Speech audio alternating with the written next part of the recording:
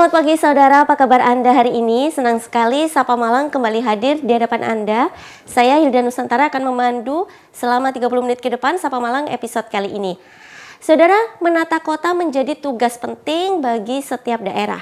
Tidak bisa dipungkiri kawasan kumuh menjadi pekerjaan rumah yang sangat besar. Dan karena itulah meski pandemi COVID-19 ini, penataan kota tetap harus dilakukan. Karena kawasan kumuh tentu berdampak buruk bagi kesehatan maupun bagi ekonomi masyarakat.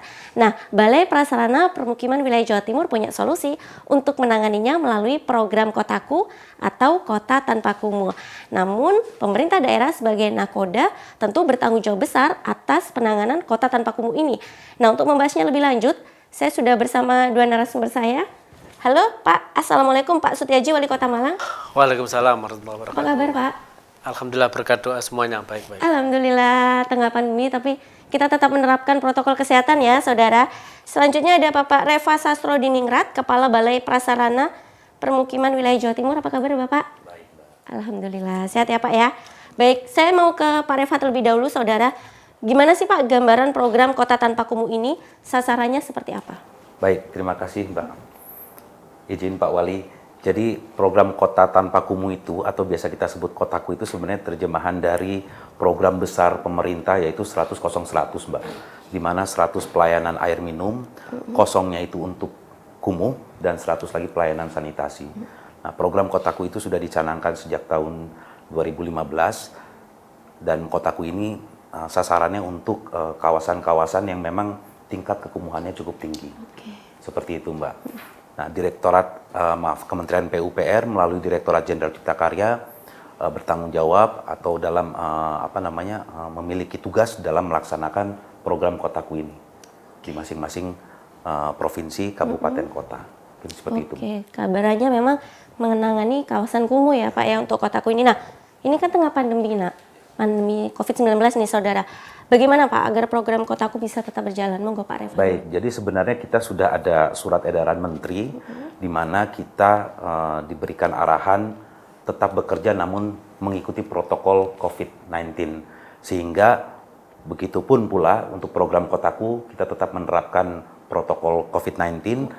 Untuk Kotaku yang skala lingkungan kita menyiapkan wastafel untuk cuci tangan, kemudian wajib tentunya menggunakan masker dan social distancing kita terapkan. Untuk yang skala kawasan yang dikerjakan oleh pihak kedua, kita juga meminta atau mewajibkan para penyedia jasa itu untuk menyiapkan tempat cuci tangan, kemudian social distancing, dan para pekerjanya harus di rapid test dulu sebelum masuk ke kabupaten kota yang akan kita tangani. Kira-kira seperti itu. Oke, sampai di rapid test terlebih dahulu Ya, Pak ya? Betul. Sampai sebegitunya memperhatikan protokol kesehatan. Nah, sebenarnya kenapa menjadi penting? Manfaatnya apa sih Pak dari program Kotaku ini? Jujur saja, program Kotaku ini dalam rangka meningkatkan aksesibilitas pelayanan infrastruktur dasar dari permukiman, Mbak. Infrastruktur dasar itu baik dari jalan akses permukiman, kemudian juga di situ sanitasi seperti drainase, kemudian juga aksesibilitas terhadap air minum, sehingga harapan kita tentunya kawasan kumuh ini akan menjadi lebih layak untuk para masyarakat yang tinggal di kawasan tersebut. Kira-kira seperti itu. Tentu saja memperbaiki taraf kehidupan masyarakat. Betul. Lebih sehat, hidupnya lebih sehat, ekonomi pasti juga terangkat. Betul. Pak ya. Nah, kalau dari Pak Wali Kota sendiri, dari sisi Pak Setiaji, kan di Kota Malang juga masih ada Pak ya kawasan kumuh. Seberapa penting Pak untuk diterapkan di Kota Malang? Pertama kami ucapkan terima kasih ya pada kementerian yang memang kami concern. Terus-menerus kami evaluasi ya bahwa SK Kota Kumuh ini akan kami perluas. Kami perluas SK-nya, tapi dengan komitmen yang standarisasi nanti akan kita naikkan. Malang ini terkenal dengan kota urban ya. Jadi karena kota urban berarti jumlah kepadatannya tinggi, yang sehingga ini akan sangat berpengaruh terhadap bagaimana tata kota dan peletakan ya. Selain itu memang sisi lain karena urban terus kepadatannya tinggi, kadang-kadang akan terjadi kekumuhan. Nah, satu sisi kehidupan yang layak dengan jalan atau prasyarat utama adalah rumah ditata dengan baik ini menjadi hak dari masyarakat. Maka menjadi keharusan bagi kami menyongsong apa yang menjadi diprogramkan oleh kementerian ini, menjadi keharusan kami untuk kami support, dan kami sudah membuat MOU bagaimana untuk menjaga kelangsungan itu, sustainability dari sebuah program itu. Terlebih saya 100 itu sudah menjadi program kita, SDGs kita ya. Jadi sustainability memang harus dijaga. Apa artinya mungkin dari pemerintah pusat sudah menggerojokkan gitu, tapi mindset masyarakat, paradigma masyarakat tidak terbangun dengan baik. Itulah adalah tugas kami ya. Maka bahu-membahu di antara kita semua ini harus ya dilakukan. Terlebih memang background saya ini adalah sejak dulu saya berada di P2KP, terus ada PNPM, terus sekarang sudah di Kotaku. Ini programnya linear, terus menerus berjalan dengan baik. Saling berkesinambungan Pak, Iya, jadi sinergitas harus, ya. perlu ditekankan sekali lagi. Nah, daerah mana saja yang penting untuk didahulukan nih Pak? Awal ini yang harus ditata terlebih dahulu. Ya, sesuai dengan SK Wali Kota tahun 2015 itu, bahwa SK Kumuh ini mau kami kembangkan lagi karena ada bagian-bagian yang dulu memang sudah mestinya ini ada kekumuhan karena ada kepadatan lagi. Ada 29 kelurahan, totalnya ada 608 ya, kilometer 608. yang itu berada di sempadan sungai. Yang kedua ini beririsan dengan lori ya, jadi rel kereta api maupun lori peninggalan zaman dulu itu. Dan yang ketiga adalah karena kepadatan.